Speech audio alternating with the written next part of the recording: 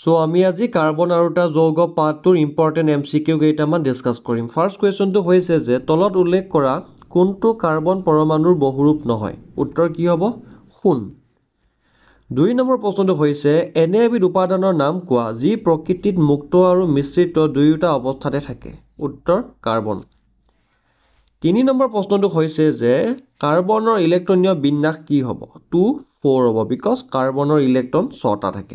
Carbon শব্দটো Latin ভাষাৰ কোনটো শব্দৰ পৰা লোৱা হৈছে? উত্তৰ কাৰ্ব। 5 নম্বৰ প্ৰশ্নটো হৈছে যে বৰ্ণহীন স্বচ্ছ তথা অসাধাৰণ উজ্জ্বলতা সম্পন্ন কাৰ্বনৰ বহুৰূপটোৰ নাম লিখা। উত্তৰ কি হ'ব? হীৰা। কাৰ্বনৰ কোনটো বহুৰূপক দ্ৰুত গতিশীল যন্ত্ৰপাতিত পিছলক নাইবা তেল হিচাপে ব্যৱহাৰ কৰা হয়? গ্ৰেফাইট। তলত দিয়া কোনবিধ বা কোনবিলাক জৈৱ যৌগৰ সাধাৰণ প্ৰকাৰ হয়? উত্তৰ আটাইবোৰ হয়। হাইড্ৰজেন আৰু কাৰ্বনৰ মিশ্ৰণেৰে প্ৰস্তুত হোৱা যৌগ কি বুলি কোৱা হয়? উত্তৰ হাইড্ৰ'কাৰ্বন বিকজ হাইড্ৰজেন আৰু কাৰ্বনে লগ হৈ হাইড্ৰ'কাৰ্বন ফৰ্ম হয়।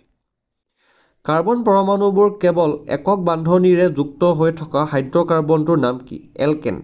এলকেন সদায় ছিংগল বণ্ড থাকে, একক বান্ধনী থাকে। 4টা হাইড্ৰজেন পৰমাণু থকা এলকিনৰ পাৰমাণৱিক সংকেতটো হৈছে কি? C2H। মিঠা নাইবা ধুনীয়া সুগন্ধ থকা বাষ্পশীল তৰলটোৰ নাম কি? ইষ্টাৰ। CH4 IUPAC নামটো কি? CH4 IUPAC নামটো হৈছে মিথেন। দ্বৈত বান্ধনীযুক্ত আৰু 200টা কাৰ্বন পৰমাণু হাইড্ৰ'কাৰ্বনৰ কণিকাত হাইড্ৰজেনৰ কাৰ্বনৰ সংখ্যা নিৰ্ণয় কৰা। হাইড্ৰ'কাৰ্বন 2ত মিথাইল বিউটেন এটা হৈছে ডেছৰ সমযোগী যৌগ। উত্তৰ N-পেণ্টেন। হীৰাৰ দাঁতযুক্ত কৰতৰ উদ্দেশ্য কি? উত্তৰ মাৰ্বল স্লেব কাটিবলৈ। কেটিনেশ্যনৰ ধৰ্ম প্ৰদৰ্শন কৰা মৌলসমূহৰ যোৰাটো হৈছে কি? উত্তৰ চিলিকন আৰু কাৰ্বন। 17 নম্বৰ প্ৰশ্নটো হৈছে ইয়াৰ মাজৰ কোনটো এলকেনৰ সমগনীয় শ্ৰেণী নহয়? C3H9।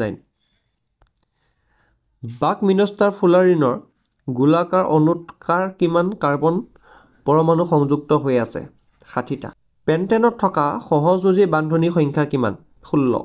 এলকেনৰ হাইড্ৰজেন পৰমাণু এটাক হেল'জেন পৰমাণুৰ লগত সলালে আমি কি পাওঁ? হেলোৱালকেন। প্ৰপানোইক এচিডত থকা কাৰ্যকৰী শ্ৰেণীটো কি? COOH।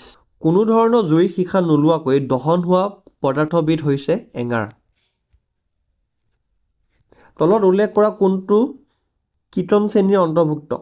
C6H12O। তলত দিয়া কোনটো জীৱাশ্ম ইন্ধন নহয়? এঙাৰ। সদায় কাৰ্বন শৃংখলৰ মাজত থকা কাৰ্যকৰী শ্ৰেণীটোৰ নাম কি? কীটন শ্ৰেণী। পুৰণৰ আন এটা নাম কি? দহন। কোন ধৰণৰ হাইড্ৰ'কাৰ্বনৰ হালধীয়া এলান্ধু জুইৰ সৈতে বতাহত দহন হয়? অসম্পৃক্ত হাইড্ৰ'কাৰ্বন।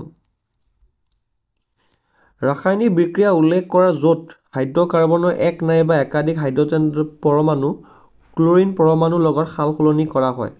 উত্তৰটো কি হ'ব? ক্লৰিনযুক্তকৰণ। কোন ধৰণৰ যৌগ ব্ৰোমিন পানীক বৰ্ণহীন কৰে?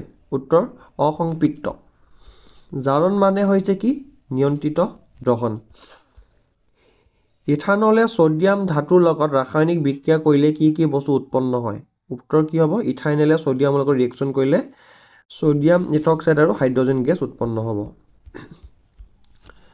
গোটা ছডিয়াম বাইকাৰ্বনেট ইথানোইক এচিড কেইটোপালমান সংযোগ কৰিলে তলত উল্লেখ কৰা কোনটো পৰ্যবেক্ষিত হ'ব?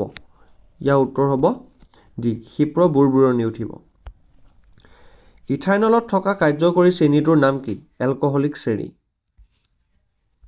চাবোনৰ কোনটো ভাগ পানীত দ্ৰৱীভূত হয়? আয়নিক ভাগ। কোনটো মৌলই সূৰ্যৰ পোহৰৰ উপস্থিতিত স্বাভাৱিক তাপমাত্ৰাত সংপৃক্ত হাইড্ৰ'কাৰ্বনৰ লগত ৰাসায়নিক বিক্ৰিয়া কৰে? ক্লৰিন। এটা দ্ৰৱণৰ ভিনেগাৰৰ গঠনকাৰী কি? উত্তৰ পানীত 5 ৰ পৰা 20% এচিটিক এচিড। গৱেষণাগাৰত চাবোন প্ৰস্তুত কৰিবলৈ তলত উল্লেখ কৰা কোনটো ৰাসায়নিক পদাৰ্থৰ প্ৰয়োজন নাই? উত্তৰ বেকিং ছ'ডা। ইষ্টাৰৰ এলকালিন হাইড্ৰলিচিছক কোৱা হয় চেপনিফিকেশ্যন।